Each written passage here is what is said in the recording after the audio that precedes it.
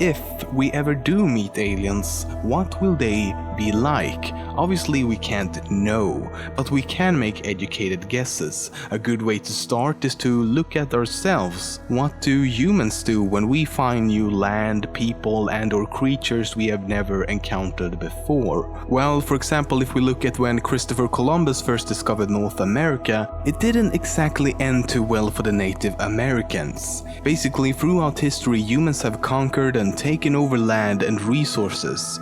So if aliens that finds Earth are anything like humans, it's most likely going to end very badly for us. However, another point to consider is the fact that if aliens have the technology for interstellar and maybe even intergalactic travel, they might not be very interested in us and, from their perspective, our very primitive world. Neil deGrasse Tyson explained it using a pretty great analogy. You don't walk by a worm and wonder what it's thinking or try to communicate with it. No, you either walk right past it or step on the worm. In other words, if aliens ever do find Earth, or maybe they already have, we might simply be too primitive for them to even consider communicating with us.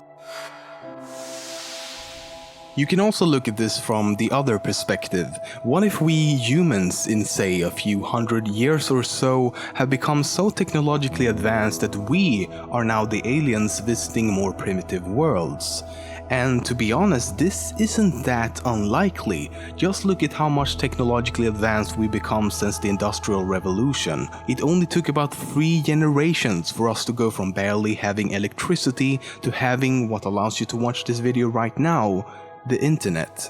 So what would we do? What would an even more advanced human civilization do if we found primitive life on another planet and actually had the means to visit? Well, there is something called the Zoo hypothesis, which argues that intelligent alien life ignores Earth to allow for natural evolution and cultural development. Basically, they observe and maybe study us from afar and are deliberately hiding from us because they do not want to disturb our development as a species. And it's likely humans would do something similar if we found ourselves in such a situation in the future.